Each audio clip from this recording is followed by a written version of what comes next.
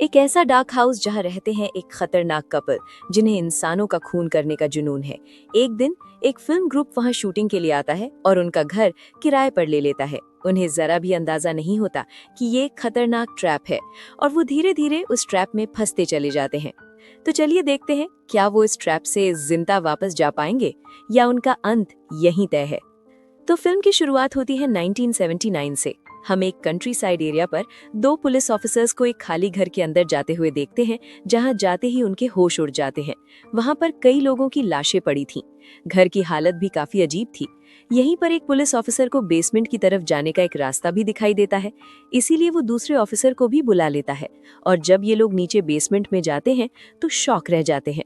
इन्होंने ऐसा वहां क्या देखा था ये तो नहीं दिखाया जाता, पर सीन यहीं से कट होकर हमें 2 दिन पहले का सीन दिखाया जाता है।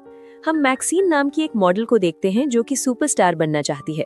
करियर के स्टार्ट में ही रोल्स ना मिलने की वजह से अपनी फाइनेंशियल कंडीशंस को ठीक करने के लिए ही नहीं, थोड़ा बहुत पैसा कमाने के लिए उसने लो बजट मूवीज के अंदर काम करना शुरू कर दिया था। अब हम एक ही वैन में मैक्सीन के पूरे क्रू को शूटिंग साइट की तरफ निकलता हुआ देखते हैं। ये लोग उसी घर पर आते हैं जिसे हमने मूवी के स्टार्ट में भी देखा था। डायरेक्टर कार से बाहर निकलकर घर का दरवाजा नॉक करता है और एक आदमी गन लिए बाहर निकलता है। उस बूढ़े आदमी को लग रहा था कि ये लोग कोई लुटेरे हैं जो यहाँ पर हमला करने के लिए आए हैं और उन्हें लूटने आए हैं। पर डायरेक्टर उसे याद दिलवाता है कि उसी ओल्ड मैन ने कुछ प्रॉपर्टी रेंट पर दी थी इन लोगों को मूवी शूट करने के लिए। तब जाकर उस बूढ़े आदमी को समझ आता है और वो बताता है कि मैंने ये वाला घर रेंट पर नहीं दिया, चलो मेरे साथ, मैं दिखाता हूँ, मैंने आगे वाला कैबिन रेंट पर दिया है। ये लोग गाड़ी से अपना सामान निकालने लग जाते हैं और तभी मैक्सीन ऊपर विंडो में खड़ी हुई एक औरत को नोटिस करती है जो अजीब नजरों से मैक्सीन को घूर रही थी। फिर वो अपना ध्यान हटाती है और सब लोगों के साथ सामान लेकर आगे की तरफ कैबिन में बैठ जाती है। अब वो बूढ़ा आदमी भी मैक्सीन को देखकर अजीब सा रिएक्ट करता है, जैसे मैक्सीन का आना उसे यहाँ पसंद ना आया हो, और वो डायरेक्टर से कहता है कि इतने लोगों की यहाँ रहने की बात नहीं हुई थी। डायरेक्टर उसे थोड़े से ऑफर से देकर मना लेता है और रिएक्ट ना करने को कहता है, जिस बात पर वो बूढ़ा आदमी उससे कहता है, ध्यान रखना, घर पर मेरी वाइफ भी रहती है और उसे ज्यादा शोर शराबा पसंद नहीं है। यहाँ पर कुछ ऐसा ना करना जो मेरी वाइफ को पसंद ना आए, वरना मैं फौरन तुम लोगों को यहाँ से निकाल दूंगा। डायरेक्टर उसे बहुत अच्छी तरह कन्विंस करता है, मनाता है और फाइनली यहाँ से भेज देता है। खैर, अब ये लोग अंदर शूटिंग की तैयारी स्टार्ट कर देते हैं, जबकि मैक्सीन इस फार्म को विजिट करने के लिए निकल जाती है। वो दोबारा नोटिस करती है कि वही ओल्ड लेडी अजीब तरीके से उसके ऊपर नजर रखे हुए थी। उसे थोड़ा अजीब सा लगता है उस औरत का इस तरह देखना, तो वो सोचती है कि क्यों ना वो उस औरत से मिले। वो उसके घर में जाती है तो देखती है कि घर की अंदर से हालत काफी ज्यादा खराब थी, जैसे ना किसी ने कभी इसकी सफाई की हो। घर कहीं ना कहीं से टूटा फूटा भी था। अभी वो ये सब देख ही रही थी कि अचानक वो बूढ़ी औरत उसके पीछे आकर खड़ी हो गई और मैक्सीन एकदम से डर गई। फिर उस बूढ़ी औरत ने उसे बैठने को कहा और उसे लेमनेड भी दिया। मैक्सीन को यहाँ बैठने से अच्छी फीलिंग नहीं आ रही थी। वो जल्दी यहाँ से जाना चाहती थी, पर यहाँ ये ओल्ड लेडी उसे अपनी कहानी सुनाना शुरू कर देती है और उसे बताती है कि मैं भी कभी तुम्हारी तरह एक मॉडल बनना चाहती थी, एक स्टार बनना चाहती थी, लेकिन अब मैं यहाँ पर आकर रह गई हूँ। मैंने तुम में अपने वाला जज्बा देखा है और मैं डरती हूँ कि तुम भी मेरी जैसी ना बन जाओ। मैक्सीन उसकी बातों से डर जाती है। वो फौरन उठकर यहाँ से जाने वाली थी। इससे पहले कि वो बूढ़ी औरत उसके साथ कुछ भी करती, उसे ऐसा महसूस होता है कि घर के करीब कोई चल रहा है। वो जानती थी कि ये उसके हस्बैंड ही होंगे, इसीलिए वो मैक्सीन से कहती है कि तुम घर के बैक डोर से निकलना, क्योंकि उसके हस्बैंड को किसी का भी यहाँ आना पसंद नहीं है। इधर शूटिंग की भी तैयारी मुकम्मल हो जाती है। ये लोग अब एक बांध के अंदर शूटिंग करने लग जाते हैं और हमें दिखाया जाता है कि वो ओल्ड लेडी जो पहले भी मैक्सीन के ऊपर नजर रख रही थी और मैक्सीन की जगह पर अपने दिमाग में अपने आप को भी इमेजिन करने लगती है और उसे एक ही पल में वो सारे ख्वाब भी याद आ जाते हैं जो कभी उसने जवानी में देखे थे, एक बहुत बड़ी स्टार बनने के ख्वाब। अब क्योंकि जो लाइफ उसने चाही थी वो उसके सामने मैक्सीन जी रही थी, तो इस टाइम उसके चेहरे से मैक्सीन के लिए नफरत साफ छलक रही थी। फिर शूटिंग वगैरह करके ये लोग अब कैबिन में रेस्ट करने के लिए बैठ जाते हैं और यहाँ लॉरेन, जो इस फील्ड की थी ही नहीं, वो यहाँ लोगों से बातें करते हुए अपनी चेंज सोच सबको बताती है और कहती है कि मुझे ये सब ठीक नहीं लगता।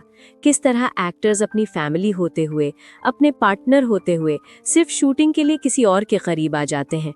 उसकी बात पर डायरेक्टर उसे जवाब देता है कि शूटिंग के दौरान दो लोगों का करीब आना या एक दूसरे को किस कर देना, इसमें बिल्कुल भी कोई फीलिंग नहीं होती। ये सिर्फ हमारी एक्टिंग का एक हिस्सा होता है, हमारा काम होता है। हमारी फीलिंग्स, हमारी अटैचमेंट्स हमारे पार्टनर के साथ ही होती हैं। हम कभी भी अपनी जॉब्स और अपनी पर्सनल लाइफ्स को मिक्स नहीं करते। डायरेक्टर का पॉइंट ऑफ व्यू लॉरेन को पसंद आता है और अब वो भी दिल में सोचती है कि काश उसे भी एक्टिंग में एक चांस मिल जाता, एक रोल मिल जाता। और डायरेक्टर यहीं पर बैठे बैठे उसे रोल ऑफर भी कर देता है। पर यहाँ उसका फियांसे आरजे इस चीज के लिए बिल्कुल भी अग्री नहीं कर रहा था। लेकिन डायरेक्टर आरजे को भी मना लेता है और ये लोग मूवी शूट करना शुरू कर देते हैं। आरजे उस टाइम तो कुछ नहीं कहता, लेकिन सबके सो जाने के बाद वो बहुत ज्यादा रोता भी है और फिर अपने गुस्से को कम करने के लिए यहाँ से भाग जाने का भी सोचता है।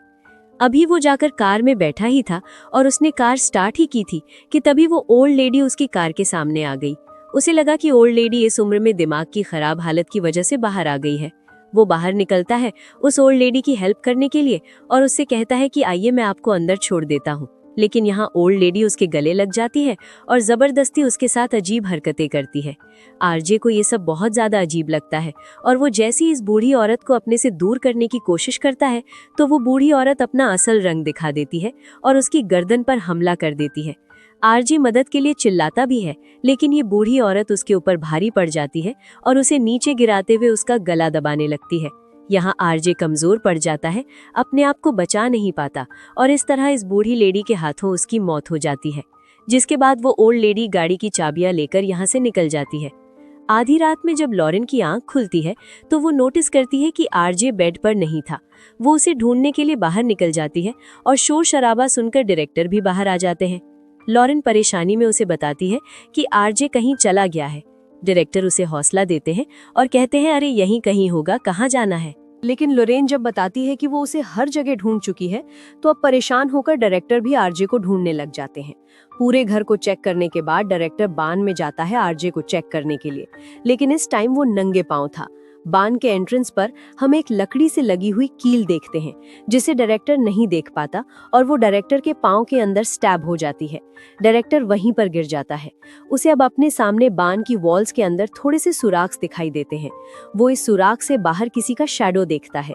इन्हीं सुराख से जब वो बाहर अच्छी तरह देखने की कोशिश करता है कि आखिर बाहर है कौन, तो अचानक से दो सलाखें उसकी आंखों के अंदर स्टैब हो जाती हैं और दर्द से वो वहीं मारा जाता है। पता चलता है कि ये भी उस ओल्ड लेडी नहीं किया था। ये सब उसका प्लान था कि जो भी बान में चेक करने के लिए आएगा वो उसे मार देगी। इसीलिए वो कील भी उसी ने रखी थी। पूरा ट्रैप ही उसने लगाया था। इधर हमें दिखाया जाता है लॉरेन जो अभी भी आरजे को ढूंढ रही थी। वो ढूंढते हुए उस ओल्ड लेडी के घर के पास भी आ जाते हैं, जहां पर वो ओल्ड मैन भी उसे काफी घबराया हुआ दिखता है। लॉरेन उसे बताती है कि मेरा फियांसे वहां से गायब है, तो यहाँ ओल्ड मैन भी उसे बताता है कि मेरी वाइफ भी गायब है और उसे ढूंढना ज्यादा जरूरी है क्योंकि उसकी दिमागी हालत ठीक नहीं है और वो कुछ भी कर देगी। लॉरेन अब उस ओल्ड मैन की बात मान जाती है और अपने फियांसे से पहले इस ओल्ड मैन के साथ उसकी वाइफ को ढूंढने का फैसला करती है। ओल्ड मैन कहता है जाओ जरा नीचे बेसमेंट की तरफ देख कर आओ। जैसे ही लॉरेन नीचे बेसमेंट के अंदर जाती है तो मौका पाते ही वो ओल्ड मैन पीछे से बेसमेंट का दरवाजा बंद कर देता है और यहाँ से हमें पता चल जाता है कि सिर्फ उसकी वाइफ ही नहीं, वो खुद भी एक साइकोपैथ है। और अब वो लॉरेन के साथ करना क्या चाहता है ये नहीं दिखाया जाता। लॉरेन ने काफी देर इस दरवाजे को खोलने की कोशिश की, लेकिन जब वो इस दरवाजे को खोल नहीं पाई तो उसने बेसमेंट से निकलने के दूसरे रास्ते को तलाश करने की कोशिश की। इस टाइम उसके हाथ में जो टॉर्च थी, जैसे ही वो टॉर्च जलाती है तो सामने का मंजर देखकर 1 मिनट बाद बिल्कुल वैसे ही शॉक हो जाती है जैसे पुलिस वाले इसी बेसमेंट में देखकर शॉक हुए थे। तो वो जोर से चिल्ला देती है और उसकी चीख की आवाज से उसका एक और साथी जो साथ वाले कैबिन में सोया हुआ था वो भी उठ जाता है। लॉरेन समझ गई थी कि ये कपल कोई आम कपल नहीं है, ये बहुत ही खतरनाक कपल है जिसे इंसानों को मारने में मजा आता है। अब वो लड़का जो लॉरेन की आवाज से जागा था, वो जब बाहर आता है तो अपने सामने ओल्ड मैन को पाता है। वो उससे पूछता है क्या हुआ, सब ठीक तो है ना? ओल्ड मैन बताता है मेरी वाइफ नहीं मिल रही और उसे ढूंढना बहुत ज्यादा जरूरी है। उसकी दिमागी हालत ठीक नहीं, अगर उसने कुछ उल्टा सीधा कर लिया तो बहुत बड़ा नुकसान हो जाएगा मेरा। ये लड़का खुद ही ओल्ड मैन की मदद करने की ऑफर करता है। अपनी तरफ से तो वो अच्छा करने की कोशिश कर रहा था, पर वो नहीं जानता था कि वो अपने लिए एक बहुत बड़ा गड्ढा खोद रहा है, अपना मौत का रास्ता चुन रहा है। वो ओल्ड मैन अब उसे सुनसान लेक के किनारे पर ले जाता है, जहां जाकर पहले वो लड़का वहां पर डूबी हुई एक कार देखता है, लेकिन वो समझ नहीं पाता कि यहाँ पर हुआ क्या होगा। इससे पहले कि उसका दिमाग का कोई हिस्सा काम कर पाता, ओल्ड मैन पीछे से ही उसके ऊपर गन तान देता है और उसके कुछ भी रिएक्ट करने से पहले उसे एक गोली मारकर वहीं जान से मार देता है। सीन कट होकर दोबारा हमें लोरेन को दिखाया जाता है, जो अभी बेसमेंट में थी और बहुत ज्यादा डरी हुई थी। अपने आप को बचाने के लिए वो यहाँ से कोई चीज ढूंढती है और एक एक्स के मिलने पर वो उसी एक्स से बेसमेंट का दरवाजा तोड़ना शुरू कर देती है। दरवाजे पर बनने वाले सुराग से वो हाथ बाहर निकाल करके दरवाजा खोलने ही वाली थी, लेकिन तभी ओल्ड मैन यहाँ पर आ गया और उसे मारने की धमकी देते हुए उसने कहा, वहीं बंद रहना वरना तुम्हारा अच्छा हश्र नहीं होगा। लोरेन उसकी धमकी से डर भी गई थी। जबकि यहाँ उसके साथ वाले कैबिन में हमें दिखाया जाता है कि टीम के सारे लड़कों के मरने के बाद अब सिर्फ मैक्सीन और बॉबी ही उस कैबिन में अकेले बचे थे। सारी चीजों से अनजान मैक्सीन बड़े आराम से सो रही थी और तभी वहां पर वो ओल्ड लेडी आ जाती है और अपने कपड़े उतारकर मैक्सीन के साथ सो जाती है। मैक्सीन को जैसे ही अपने बेड पर कुछ अजीब महसूस होता है तो वो उठती है और अपने पास उस ओल्ड लेडी को देखकर जोर से चिल्ला देती है। उसकी चीख की आवाज सुनकर बॉबी भी यहाँ आ गई थी। बॉबी नोटिस करती है कि उनके कैबिन में उन दोनों के अलावा कोई था ही नहीं और इस टाइम ये जो ओल्ड लेडी यहाँ पर थी ये भी इतने अजीब हुलिये में थी कि उनको डर आ रही थी। ओल्ड लेडी को इस हालत में देखकर उसे भी ऐसा ही महसूस होता है कि जैसे ये ओल्ड लेडी पागल है। उस पर एक कपड़ा डालते हुए वो उससे कहती है, आइए मैं आपको आपके घर छोड़ाती हूँ। साफ नजर आ रहा था कि वो ओल्ड लेडी उसके साथ नहीं जाना चाहती थी, पर बॉबी जबरदस्ती उसे बाहर खींच कर ला रही थी। वो ओल्ड लेडी इस टाइम उसे काफी बुरा भला कहती है और जब वो लोग लेक के पास से गुजर रहे होते हैं तो वो बॉबी को जानबूझकर लेक के अंदर धक्का दे देती है। वो जानती थी कि इस लेक के अंदर मगरमच्छ है और उसकी सोच के ठीक मुताबिक वो मगरमच्छ फौरन से बॉबी के ऊपर हमला कर उसे भी मार देते हैं। इसके बाद फाइनली वो ओल्ड लेडी अपने हस्बैंड से यानी ओल्ड मैन से जाकर मिल जाती है और ये लोग उस कैबिन के अंदर आ जाते हैं जो इन्होंने किराए पर दिया हुआ था। यहाँ पर आकर वो ओल्ड लेडी देखती है कि मैगजीन कहीं भी नहीं थी। वो उदास हो जाती है और अपने हस्बैंड से कहती है, जाओ उसे ढूंढ कर लाओ।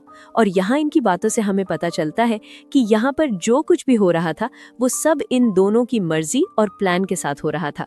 ओल्ड मैन कहता है, तुम्हें अब मैगजीन क्यों चाहिए? तब वो ओल्ड लेडी कहती है, पता नहीं, शायद मैं उसे पसंद करने लगी हूँ। उसके अंदर वही बात है जो कभी मुझ में हुआ करती थी, वही मेरे वाला पैशन, इसीलिए मुझे वो चाहिए। यहाँ ओल्ड मैन उसे रिलैक्स करने की कोशिश करता है। इन दोनों का ध्यान जब एक दूसरे में होता है तभी मौके का फायदा उठाकर मैगजीन इस कमरे से भाग जाती है। वो बाहर जब अपनी कार के पास गई तो उसने देखा कि कार को पंक्चर कर चुकी थी वो लेडी पहले से ही, और यहाँ पर आरजे की लाश भी थी, जिसे देखकर वो बहुत ज्यादा डर गई। अब उसे दूर से लोरेन की आवाज भी आने लगी जो लगातार मदद के लिए चिल्ला रही थी। वो एक गन लेते हुए नीचे बेसमेंट की तरफ जाती है और उसे लोरेन मिल भी जाती है। मैगजीन लोरेन को बेसमेंट से बाहर निकालती है और उसे कहती है, चलो यहाँ से भाग चलते हैं, यहाँ का माहौल बहुत ही खराब है, हमारी भी जान खतरे में है। वो उसे एक साथ रहने को कह रही थी, जबकि लोरेन को इस बात पर ही गुस्सा थी कि तुम लोग मुझे यहाँ लाए ही क्यों। उसे किसी की जान की परवाह नहीं थी, सिवाय अपने फियोंसे का पहले ही मर चुका था, इसीलिए वो अकेले ही कुल्हाड़ी हाथ में लिए यहाँ से भागने का फैसला करती है। पर यह फैसला उसका अच्छा साबित नहीं होता। 2 कदम आगे बढ़ते ही यहाँ पर वो ओल्ड मैन आकर उसे शूट करके मार देता है। पीछे खड़ी हुई मैगजीन ये सब देखकर छुप जाती है और इस तरह अपनी जान को बचाने की कोशिश करती है। यहाँ पर अब वो ओल्ड लेडी ओल्ड मैन से कहती है, अब हमें मैगजीन की जरूरत नहीं रही, क्योंकि हम दोनों दोबारा से एक हो चुके हैं। अब वो जहाँ पर भी भागी है उसे जाने ही देते हैं। ये फैसला करने के बाद अब वो सारी लाशें ठिकाने पर लगाने का भी फैसला करते हैं और सबसे पहले अपने रास्ते में पड़ी हुई लोरेन की लाश को उठाकर बाहर निकालने की कोशिश करते हैं। पर पता चलता है कि लोरेन पूरी तरह मरी नहीं थी, वो अभी भी तड़प रही थी, और जैसे ही वो इस तड़प में कुछ आवाज करती है तो वो ओल्ड मैन बुरी तरह डर जाता है। वो एक हार्ट पेशेंट था और उम्र भी उसकी इतनी ज्यादा हो गई थी, तो अब की बार डर कर जो उसे हार्ट अटैक होता है उसे वो सह नहीं पाता और वहीं पर मर जाता है।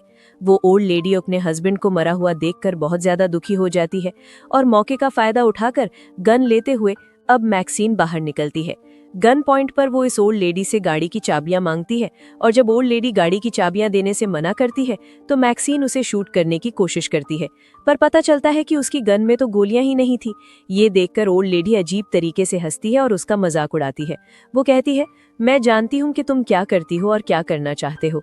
तुम जो कर रही हो वो गलत है और इस रास्ते पर चलते चलते जो तुम करना चाहते हो वो तुम कभी नहीं कर पाओगी।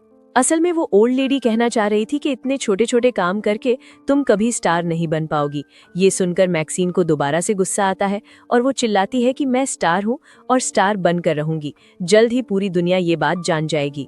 उसका पैशन देखकर दोबारा इस ओल्ड लेडी को उससे जेलसी होने लगती है और वो यहाँ से अपने हस्बैंड की गन उठाकर उसे मारने की कोशिश करती है, पर गन चलाते हुए ही गन की बैकलैश पावर से वो ओल्ड लेडी खुद ही जख्मी होकर वहीं पर गिर जाती है और मैक्सीन को तो खरोच आज तक नहीं आती। उसकी ऐसी हालत देखकर मैक्सीन हंसने लग जाती है और फिर उसी की गाड़ी की चाबी लेकर उसी की गाड़ी में बैठ जाती है। उस ओल्ड लेडी को अब मैक्सीन पर और भी ज्यादा गुस्सा आ रहा था क्योंकि वो बचकर भागने वाली थी। वो पीछे से मैक्सीन को बहुत ही बुरा भला कहती है। मैक्सीन को भी गुस्सा आता है और वो उसके सर पर अपनी गाड़ी चढ़ा देती है और यहाँ से दूर निकल जाते हैं। सीन कट होकर हमें कई दिनों बाद का सीन दिखाया जाता है, वही सीन जो हमने मूवी के स्टार्ट में भी देखा था, जब दो पुलिस ऑफिसर्स इस घर की तलाशी लेने के लिए आते हैं। उन्हें यहाँ आते ही लाशें मिली थी और बेसमेंट में भी एक आदमी की लटकी हुई लाश दिखाई दी थी और इसे सबको देखकर वो ज्यादा हैरान हुए थे। वो जब इस घर से इन्वेस्टिगेशन करके बाहर निकलने वाले होते हैं तो नोटिस करते हैं कि यहाँ पर एक टीवी भी चल रहा था। टीवी में एक पास्टर अपनी बेटी के बारे में बता रहा था जो एक सिंगर बन चुकी थी, गुनाह करने लगी थी और इसका जिम्मेदार वो खुद को या अपनी बेटी को ठहराने के बजाय इस सोसाइटी को ठहरा रहा था जो सिर्फ अपनी एंजॉयमेंट और एंटरटेनमेंट के लिए बुरे कामों को बुरा समझना छोड़ चुके थे। यहाँ पर वो अपनी बेटी की तस्वीर भी दिखाता है और पता चलता है कि उसकी बेटी कोई और नहीं बल्कि मैक्सीन ही थी। और इस तरह बस इसी सब को दिखाते हुए ये मूवी यहाँ खत्म हो जाती है।